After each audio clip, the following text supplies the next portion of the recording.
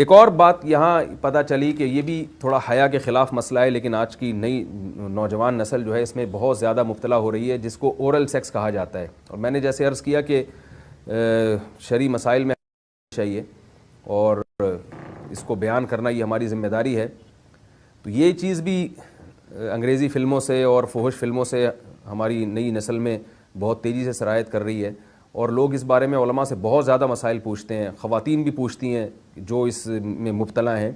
تو اس کا بھی مسئلہ یاد رکھیں کہ اللہ تعالیٰ نے حالت حیض میں زوجہ سے ہم بستری کو حرام قرار دیا کیونکہ اس میں گندگی ہے. باپ دیکھیں کہ وہ گندگی اس درجے کی نہیں ہے جتنی اورل سیکس میں گندگی ہوتی ہے. اگر اس میں ڈسچارج ہو جائے بندہ، انسان جو ہم بستری کرنے والا ہے زوجہ سے، وہ منہ میں ڈسچارج ہو جائے، تو آپ سوچیں کہ اللہ تعالیٰ شرمگاہ کو گندگی سے بچا رہے ہیں، جس کی وجہ سے حیض کی حالت میں ہم بستری کو حرام قرار دیا. تو منہ جس سے انسان کھانا کھاتا ہے، جس سے کلمہ پڑھتا ہے، اور جو انسان کے جسم میں سب سے اشرف عضو ہے، سب سے زیادہ معزز اور مکرم عضو ہے، اس میں ایسی گندگی کو ڈالنا کہاں سے جائز ہو سکتا ہے، کہاں سے حلال ہو سکتا ہے؟ تو آج بعض متجدد قسم کے لوگ جو ہے نا اس کو حلال قرار دے رہے ہیں، تو یہ بالکل غلط ہے. تو یہ بات خوب ذہن میں رکھیں کہ اورل سیکس کے ذریعے اپنی خواہش کو پورا کرنا اس طور پر کہ ڈسچارج ہو جائے انسان عورت کے منہ میں، بیوی کے منہ میں، یہ بالکل حرام ہے، بالکل ناجائز ہے. کیونکہ منی ایک غلیظ اور ناپاک اور گندگی ہے اور ناپاک اور نجس چیز ہے. بعض حضرات یہ کہتے ہیں کہ منی پاک ہے، مگر یاد رکھیں منی کے پاک ہونے کے دلائل مضبوط نہیں ہیں، منی کے ناپاک ہونے کے دلائل بہت مضبوط ہیں. سب سے پہلی دلیل قرآن مجید میں آتا ہے الم نخلقکم من ماء مہین، ہم نے تمہیں غلیظ اور پلید پانی سے پیدا کیا، ذلیل پانی سے پیدا کیا ہے. تو اس میں بھی اشارہ ہے کہ منی ناپاک چیز ہے. دوسری بات یہ کہ حدیث میں آتا ہے کہ کنت افرق المنی من ثوب رسول اللہ صلی اللہ علیہ وسلم ثم یصلی فیہ.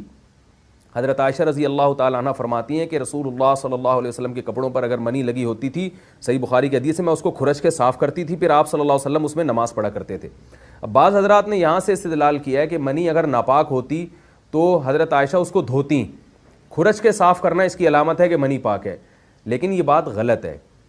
اگر منی پاک ہوتی تو حضرت عائشہ کو کھرچنے کی ضرورت نہیں تھی.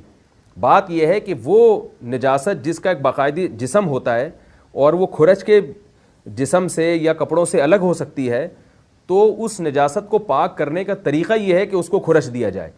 ناپاک تھی تبھی تو حضرت عائشہ رضی اللہ تعالیٰ عنہ اس کو باقاعدہ کھرچ رہی ہیں اور دور کر رہی ہیں. اور گیلی منی کو یہ ثابت ہے کہ حضرت عائشہ رضی اللہ تعالیٰ عنہ آپ صلی اللہ علیہ وسلم کے کپڑوں سے دھویا کرتی تھیں اور آپ صلی اللہ علیہ وسلم اس میں نماز پڑھا کرتے تھے.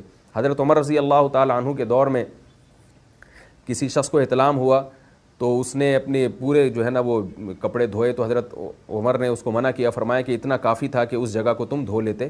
تو اس میں بھی حضرت عمر اس کو باقاعدہ دھونے کا حکم دے رہے ہیں. کسی بھی صحابی نے اعتراض نہیں کیا کہ یا امیر المومنین آپ ان کو دھونے کا حکم کیوں دے رہے ہیں، منی تو پاک ہے.